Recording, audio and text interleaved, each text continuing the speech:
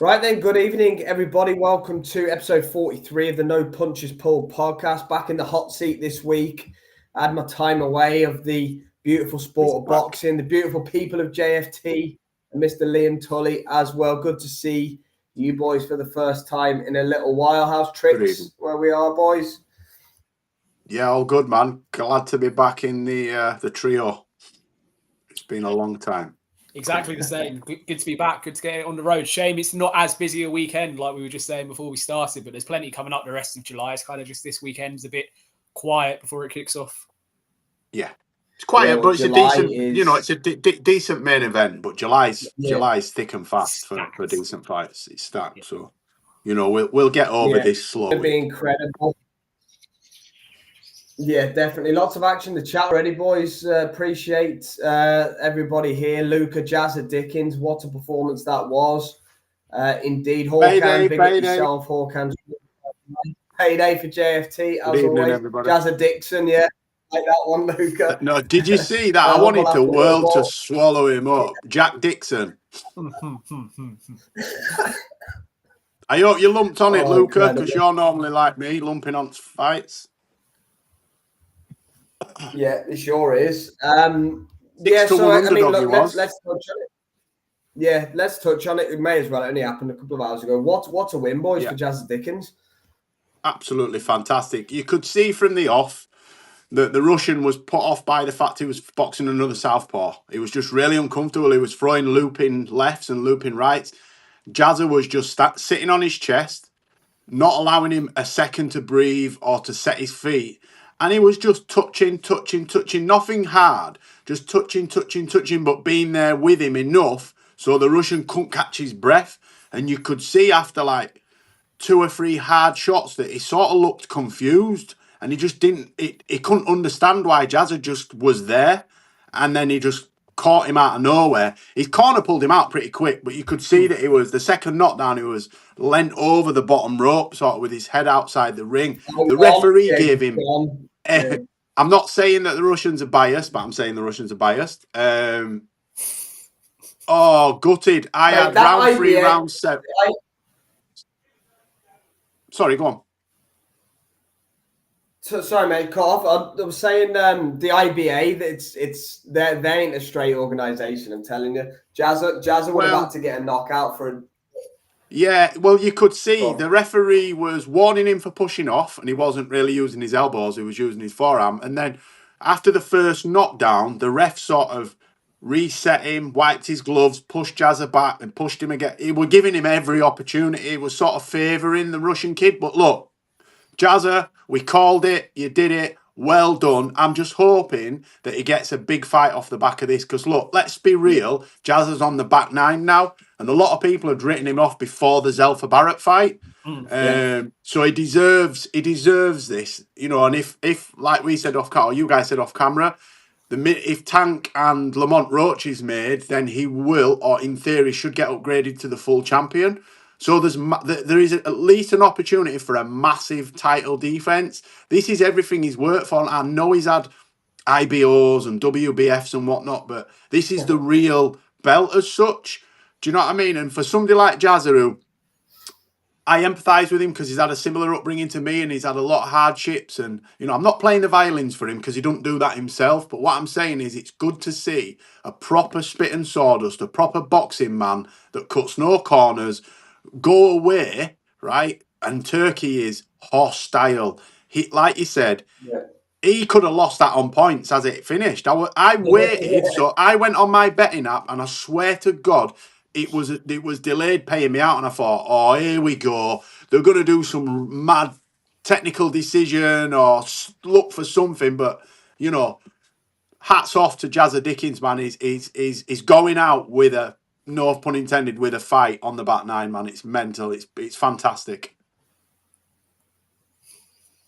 Yeah, completely agree with what Jay's just said. I mean, look, Jazza probably knew he needed a stoppage because if he won that fight 12-0, he was losing it 18-1 on the scorecards. There was no way he was getting it.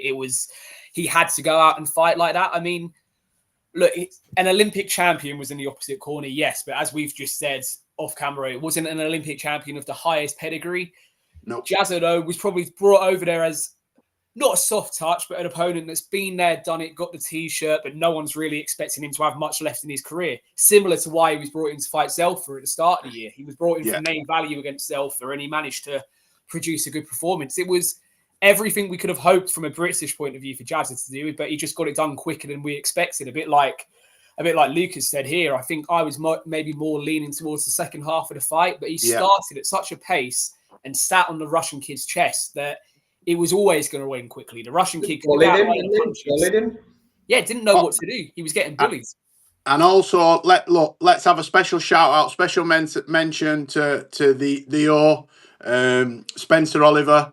He'll probably still be struggling with the opponent's name. I can't.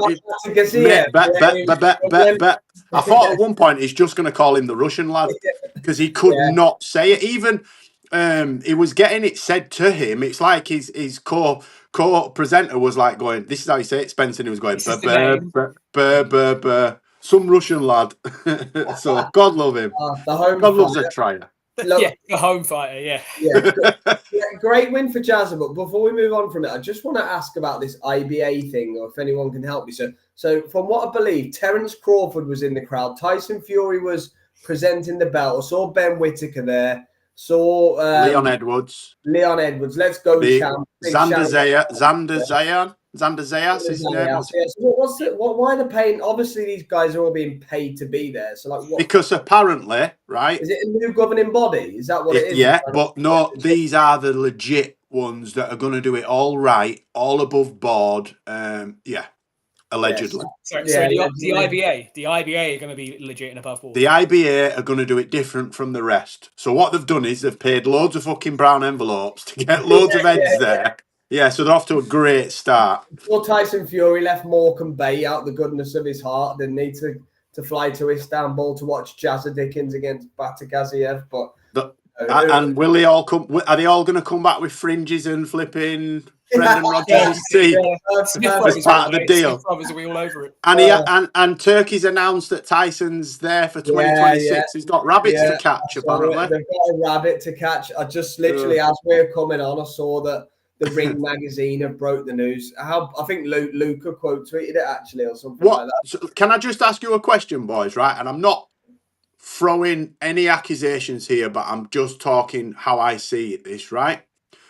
So if you are a professional athlete and you're under VADA testing or some kind of drug testing, okay, if you're an active fighter, that's my understanding of it, and you can be tested at any point. Randomly, sporadically, you have to give your whereabouts, correct? Is that right? Yeah. Now, if you retire, you fall out of the testing pool, is that right? Yeah, you come out of the testing pool. Can't be tested. Okay. It's just strange that, isn't it? That certain fighters that retire consistently and then come back. It's strange that. I just needed to get my head around it just so I could work it out. I think on what it is, mate. I can't quite. Yeah. Put it that way. It's not the best of looks, is it, to be fair? But... It's not. That's what I'm saying. It doesn't. Conor McGregor's another one that's allegedly, retired, fallen out of pools and fallen into pools and whatnot. It's just weird. I think Tyson Fury's a little bit different, but it just don't look good. It's not a good look, is it? Yeah, and I'm not... Sorry, Liam, just to put it first. I'm not insinuating anything here about... As I'm not. Fury, but, and neither are you, obviously, but... He is Turki Al-Sheikh's favourite fighter. That's a pretty good position to be in boxing. Absolutely. He is the one. No matter what, we've got a rabbit to catch. He promoted Usyk versus Fury twice, and he's saying we've got a rabbit to catch about the undisputed heavyweight. Imagine how Michael Mackinson feels sat at home. Yeah. His former favourite fighter. Yeah. Oh, Chamberlain. Mark Chamberlain. Yeah. Sorry, Mark Chamberlain. Yeah. Shakur Stevenson's the lineal now because he beat Josh Padley, who beat Mark Chamberlain. Yes, I saw that. They've got their IDAs. It's there's no recognition to that, is there, at the minute? But maybe there will be. Sorry, the belt looks like the ABA belt. It's awful. Yeah, it's awful, white. It's a white belt. It's just the time for new organisations popping up and making all claims to be legit as is long gone. Then it needs just an overhaul of the four that are involved at the moment and either scrapping them or pulling them all into check and not allowing them to vote their mates or the dads in. Yeah. Look at the WBC. It gets passed down through the the generations of the family. Yeah, it shouldn't be like that for a sanctioning body. A sanctioning body should be structured correctly, and it's not. But look, they've been known as Weeby Crooks since James Toney called them out in the 90s. You know, I'm not saying they are. I'm just saying it's doesn't look. It's not good. Pacquiao's walked into a world title shot after 4 years out. Oh my gosh! Yeah. Anyway, I wonder why that. Can of worms. That is. That's nearly as bad as the WBA ranking a certain individual I can't be asked to name on this show. Moving forward swiftly, Jack Catterall and Harlem Eubank are fighting at the Manchester Arena on Saturday, boys. Matchroom show. There's a new look press conference, new Matchroom logo. They're back. Hate it. Do you not think it look? It's like a Top Rank ripoff. Yeah. It looks the same font. I don't get this whole. I don't know what it is. They said the press is going to be amazing tomorrow or something. It's a press conference. There's not a right what you can do. How can you change it? Yeah. Somebody said it right. Somebody said on Twitter or X, whatever, saying this is just a great deflection tactic because Queensbury are whooping them in the UK right now. And I was absolutely, like, you know, they're trying to rebrand. They're trying to rebrand, and listen, a rebrand's not needed. And yeah, I think that I just think it's a waste of money. I think it's a waste of time. I think they should be concentrating more on matchmaking and making some great fights. Because let's have it right. Some of the biggest fights over the last 12 months, there's been a Queensbury fighter on most of the opposite sides of the ring. Yes, yeah. Eddie Hearn and Matchroom have been involved in some great fights themselves, but ever since they got whooped 5-0 in the 5 versus 5, it's sort of been a tough slog for them since then.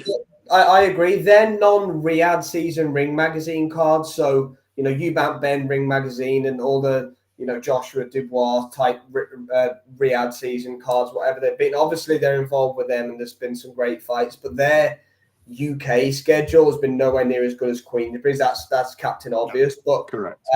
They're gonna now announce along with this new rebrand, whatever it is, they're going to announce their UK slate for the summer coming in, or August, September, October, whatever it is. Eddie said on an interview yesterday. So I'll be interested because it's obviously bothering him that people are giving him a lot of stick about the UK cards, even though in fairness to him, he's promoting cards in Japan and America, and whereas Frank is doing Riyadh season or UK cards, really, isn't he? But yeah, I'm interested to see. I'm not that interested in the fight on Saturday, though, boys. I've got to be honest.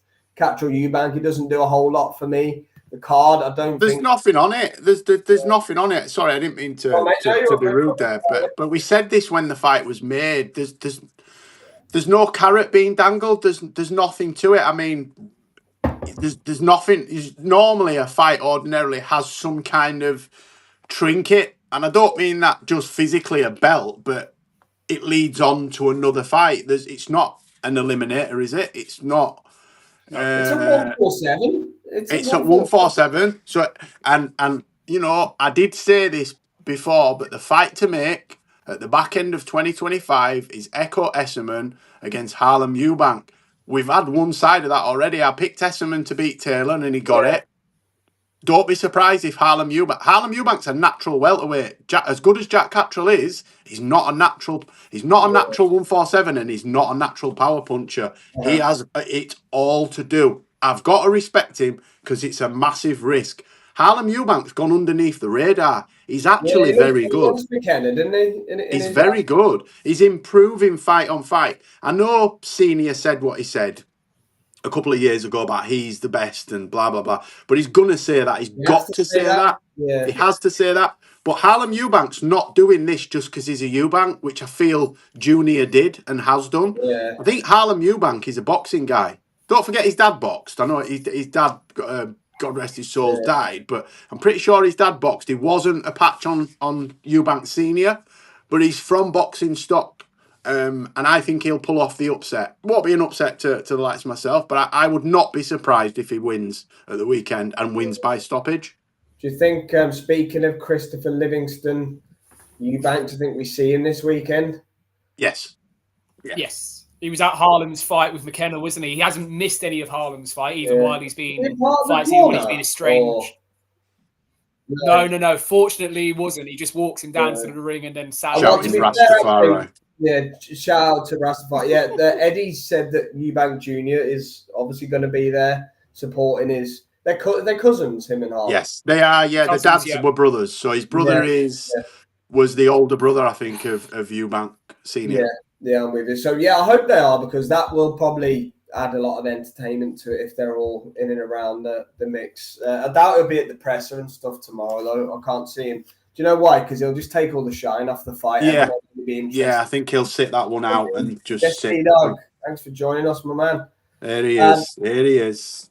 The boys are indeed back in town. The undercard Cordina's back, fighting a Mexican, which is never good news for a UK fighter. They tend to come over and do some damage. Sky Nicholson moving down to Super Bantam. Anything on there, Liam, that tickles your fancy? Gomez against Fiaz was meant to happen, wasn't it? But Gomez out. It's another horrendously understrength matchroom card, isn't it? Let's be really honest. Fiaz and Gomez would have made it a bit more palatable for us as fans, but there's nothing really on there. It's a Channel 5 card, boys. It's a Channel 5. Sorry, Liam. It's a Channel 5 card. It feels like a Wasserman card, doesn't it? It feels like we should be doing this on a Friday night. I mean, Sky Nicholson going down in weight, is that supposedly going to give her more punching power, more of an advantage? What's that about? Don't get it. Cordina, fighting a Mexican. You just want, I mean, you've already said it, mate. Mexicans and matchroom fighters are a match made in hell. And Joe Cordina, we've not seen since the loss to Kakachi. We've heard how much his relationship with matchroom had gone sour, and now he's back on the matchroom card. There's just a lot of things there that make you think Cordina could be in for a rude awakening. And we don't want to see that from Joe. You know, he was at one time one of the best at 135 before he ran into Kakachi. New weight, of course, looking to become a two-weight, three-time champion. That's obviously what the tagline is. This has got a WBA or WBO number 1, number 2 ranking on it. So there's something there for him if he wins it. But it's a Mexican fighter coming over to fight on a UK matchroom card. I think we can all guess how this script may end up going, sadly. Yeah, I'm with you. I don't want to think this, right? I don't want to. Good evening, Andy Strivol. I don't want to think this, but it feels like they're setting Joe Cordina up.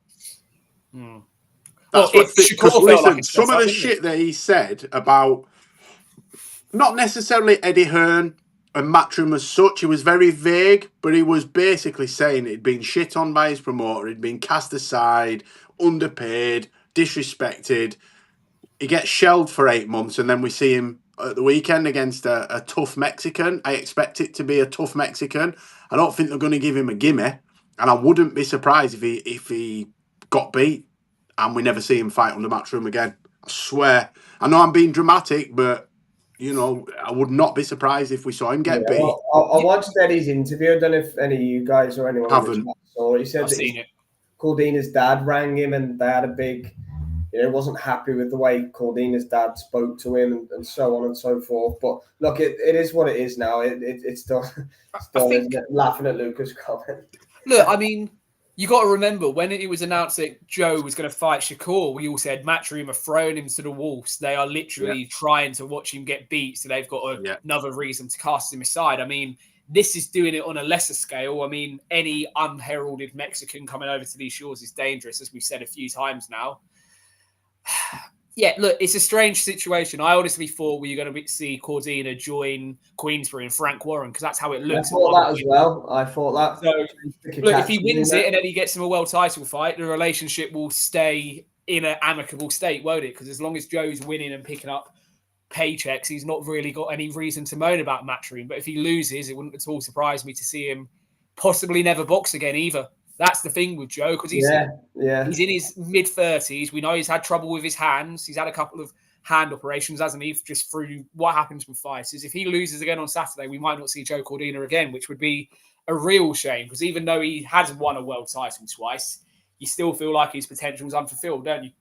Yeah, definitely. I think Han History Vault's asking about the Catterall Eubank fight. I think Jay said he thinks Eubank will win. I think Catterall might edge it, but again, probably tell. I think Eubank's going to stop him. I think Jack's going to have an awful time at 147. I don't think he's big enough. Yeah, I actually think he's quite chubby at 140, Jack. Not chubby, he's in good shape, but like he carries a bit of fat on him at 140.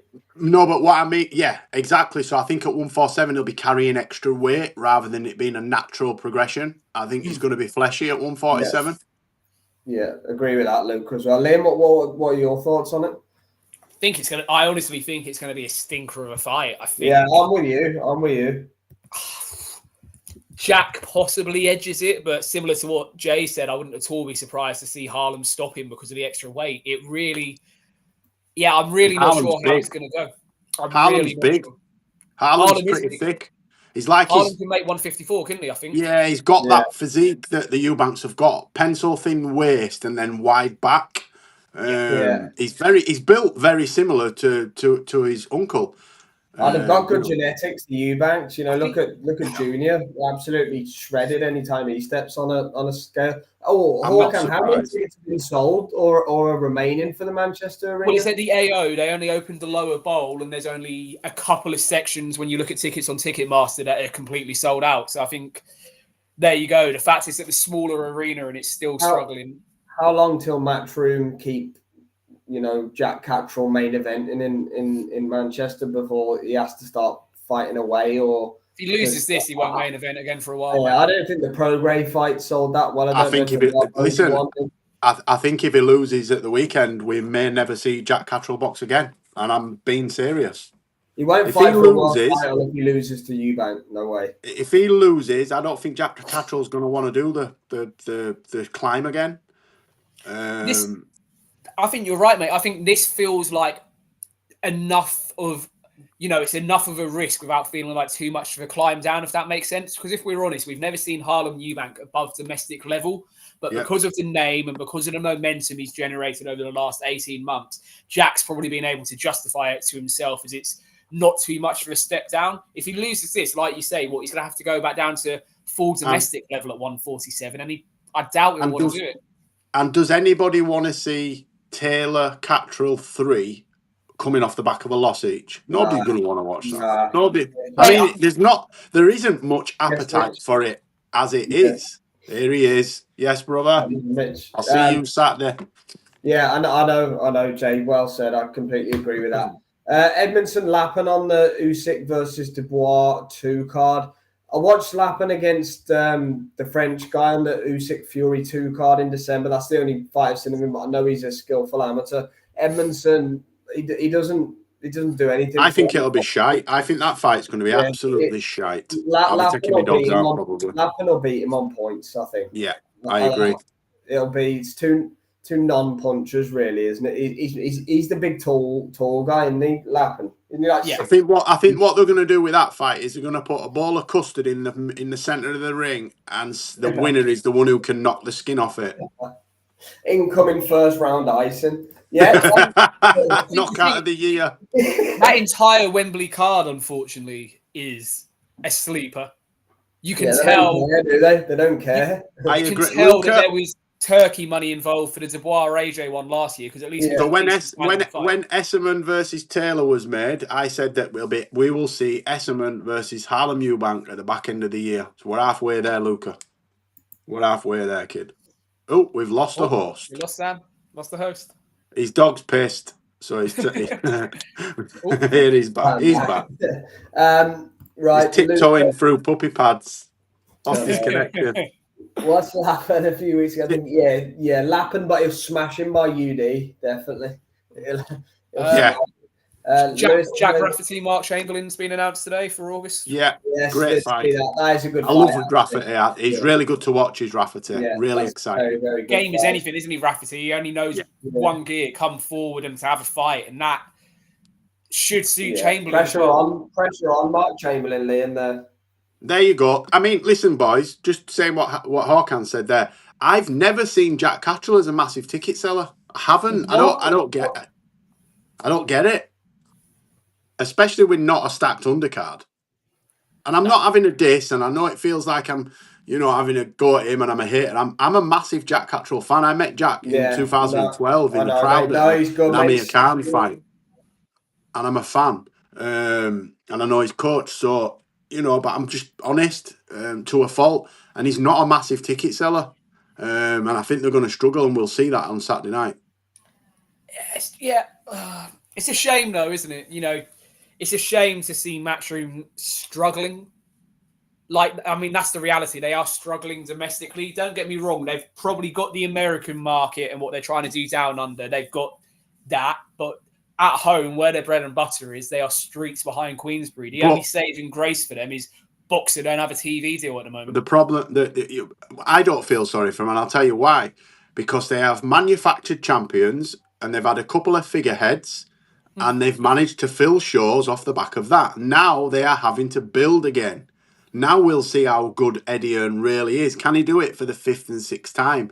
Building champions to fill out venues. Yeah. That's why we're seeing rematches and shit like that, because he knows it'll sell tickets. Fights like these at the weekend, unfortunately, this is supposed to be his bread and butter, and it's the butter's running thin, man. These 18-year-olds, Adam Macker and Lee Atang and all these guys that are just pro debuts, they're going to be put in early. Yes, Luca, he's doing brilliant, mate. He's snoring at my feet at the minute. Thank you, mate.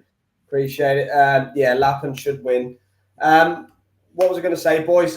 One more to round us off. Matchroom struggle on the Birmingham card. Yeah, that card wasn't up to much as well, was it? Let's be completely honest. Awesome.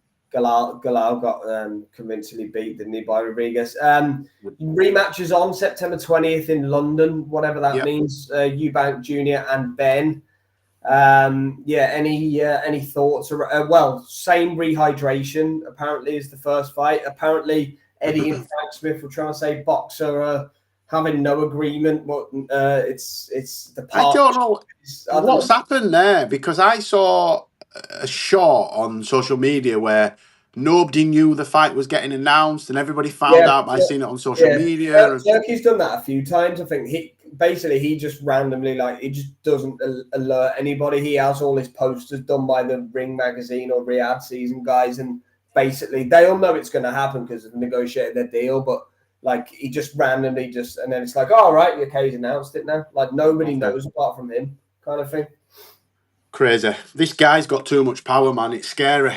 It's scary, man. This guy's got them all by the balls, hasn't he? No, he's just flexing his muscles at that point. It's I'm the one who's announcing it. I'm the one paying the bill. You guys just work for me. That's what he's doing there. I can see a nasty end to this, a bitter end to the relationship eventually with Turkey. I don't know whether it'll be his political. I think his political influence will. What is the end game? That's the question. What is the end game? It's just Saudi's ruling sport, I believe. But I think his political influence will muddy the waters at some stage, and he might end up on charges or have to pull out. Or he's got too much power, man. Way too much power for a sport that's meant to be independent. Yeah. I agree with that. Any thoughts on or any initial prediction for what will happen for the rematch? Obviously, it's only I think a similar result. I think Eubank knows what Junior's got, and Ben's got, and Ben knows what Junior's got. But I just think Eubank's better than him in every area. I think he hits harder. I think he's bigger. He's stronger. Maybe not faster. But Conor Benn got shown for what a pair of them did. They're not naturally gifted fighters. Yeah. They're athletes. It made for a good fight, didn't it? It did make for a good fight. And I think we'll see something similar. I think Eubank will have a little bit more this time. So I think he saved a bit, didn't he, because of the weight? But I think he'll do it different this time. It's one way or another in the rematch. Honestly, I'd back Eubank for it as well. Yeah, I'm picking Eubank to win as I did the first time round. And I think the result, the winner will be the same, whether that's a stoppage or a points victory. I think we get the same winner. I think, Liam, it'll be interesting. Will Senior, now they've rekindled and everything, will he be part of the promotion from the first launch press conference and all that? Obviously, the whole part of the promo was Senior's not there and everything. It was a story, wasn't it? It was kind of, we were all freaking out when Senior showed up on fight. It was a spectacle, wasn't it? Well as. And the fact that the fight actually delivered, we shat on it a good bit, didn't we, in the build? Yeah. It was what it was, but fair enough that, it turned out exactly what Turkey and everybody who fronted the money up wanted it to do. So fair play, I guess, on that front. But it'll be interesting to see how the promo differs for the rematch now that Eubank Senior is kind of in the. I think he'll stay away. I don't know, mate. I mean, you can't flog the same horse twice, so you can't have the same narrative. Do you want to fucking bet what they're going to go? Check this out, Liam. Yeah. To be fair, mate. Yeah. I mean, it wouldn't at all surprise me if they do, but the reality is they can't do it the same way as they did last time. I'd like to see Senior involved. I'd like to see him at the press conference. Me too. Yeah, me too. You know, the only thing that was missing from the last time, and we got a lot of drama, especially with the egg slap and all of that jazz, was Senior not being at the press conferences. Yes, it was awesome him turning up on fight night, but I'd like to think he'll be at the build-up. Turkey won in there, mate. Turkey wants, Turkey gets. Yeah, but as I said when me and Jay spoke about it last week, you're kind of in a position of we know why we're seeing the rematch, financial reasons, but when you're making the fight and the same restrictions are going to be on Eubank Jr., you're just going to get, in theory, the same outcome unless doing this weight cut again for Eubank Jr. and being hit by a rehydration clause. I mean, it affected him after the fight last time. The only way you give Ben a chance is if it drastically affects Eubank Jr. on fight night, even more so than it did last time. Because, you know, Eubank Jr. got engaged in a tear-up in April, didn't he? He decided to dig his toes in and, you know, have a bit of a scrap down the back stretch. But if he wants to box off his jab for 12 rounds, he can make it a pretty boring spectacle to watch, if that makes sense, because there is nothing there really for Conor. Conor needs to go back down to 147, look at Barrios or, you know, Norman or someone in his own weight division rather than playing around with Eubank. Yeah. It's not big enough. Never been big enough for 160 ever. It's a business transaction, isn't it? Let's just say it for what it is. Yeah, exactly. He's going to force Usyk Fury 3. Oh, God, no. You're right. Please. Speaking of Lucas, Solomon Dakers, Hawkan says, in on short notice, fighting Serenko on the Usyk Dubois. There's a pay-per-view sale for Luca, then fair play. Zombie rubbing their hands together. Lucas, rest in peace, that guy. God Lucas bless him. The pay-per-view now. Last one, actually, just because you were mentioning Brian Norman Jr. a minute ago, he's fighting Haney, is he? In November. Do you know what? Another Turkey announcement that no one knew about, probably. Yeah, exactly. Do you know what? For Haney, and you know, his style's horrible and he runs and stuff like that, but like fair play, he does take, because Norman Jr. is a pretty like low reward, high risk, because he bangs the way he puts Sasaki out. He can hit hard, Brian Norman Jr. And Haney's susceptible to a left hook based on what we saw last April anyway, and Ryan Garcia. So fair play. I think Norman Jr. will beat him, honestly. So do I, but I don't think Devon gets any say in it. I think Big Bad Pimp Bill does the matchmaking. Your bestie. My bestie. I think Bill's in charge and Bill does the fights. And Devon does as he's told. Brave, isn't he? Big Bad Bill, brave. Big Bad Bill. They're all brave. Man. Floyd Schofield's dad, he wants Tank. Schofield's dad said he'll flatten Tank. That was a good win actually against Tevin Farmer. To be fair, that was impressive. Ironed him out, mate. And I think I saw his dad say that they want Tank, and they know they'll beat him and he'll iron him out. And fucking hell, I turned into Conor Benn then, didn't I? Conor Benn, he's going to iron him out. He couldn't iron a fucking shirt, Conor. Shut up, man. Conor couldn't iron a fucking shirt. Shut up, man. But yeah, there's some good fights to be made over there with those guys, and you know, props to Haney. I know I'm having a dig and taking a piss, but it's all in good fun. I'm just poking fun. The kid's got bottle, you know, and he don't shy away from it. He had his comeback fight, wasn't all that, but he won, and here we are. This is a big risk for him, and I agree with you. I think Norman's the favourite in that fight for me. I'd make him favourite for sure. He can bang. Yeah, I did see the track star tweet, Lukey. Yeah, fair play to Bob. He doesn't give an absolute fuck. How long before Bob sues Eddie for font theft? Yeah. Coley Lorraine, co-main for Usyk Dubois. Yeah, I think I'll be locked in for the main event that night. Me and Sam will be walking at Sam and Liam will be walking our dogs while that fight's on. You podcast on too, that's the co-main. I'll be watching Usyk Dubois too, and I think I'll leave the rest of the card, to be honest with you. But absolutely. Anything else happen, boys, that I've kind of missed? Anything major? Not really, man. Not really. Yeah, no, I think that'll probably do for it. No, good to have. Good to be back, boys. Yeah, good to be back. Thanks to Jane Liam as always. Luca Thanks for having us, Hawkeye, man. and History Vaults, the Mad Mitch TV. Who else? D-Dog, Dylan. Crumble. I think that was it for tonight, but I'm sure there'll be many others in the chat as always. Yeah, no doubt we'll be back for more. The boys will probably be doing some straight talk action as well. I'm sure you're subbed up to the JFT YouTube channel. Liam, I'm sure with July coming, you've got a whole host of guests lined up for the Liam's Fight Night Pick show. Yeah, get this weekend out of the way, and then there's actually some fights to talk about rather than just being big week next week. We've got Katie Taylor against Serrano with that big card on Netflix. I can't wait for that, boy. Yeah, you got that on Friday. Then we got Amza on Saturday night. The Stadium against. To be fair, Shiraz Belanga is a banger. Shall we say? Yeah, that's a fight. Morel against Katiev, great fight. Subriel Matias against Alberto Puello. That is a very, very good card. That, to be fair. And it's not long until the big pay-per-view of the year, haven't we got Moses Atama and Dillian White's pay-per-view pretty soon as well? I am not paying for that fight. That's ridiculous. To be fair, again, it's a good card, but it's not bad. It's not bad. Yeah, like Kakachi Ford is a good fight in the main event. It's one of them. But yeah, we'll be back at the weekend, no doubt, guys. We will. Thanks for having us. Appreciate it. We'll see you next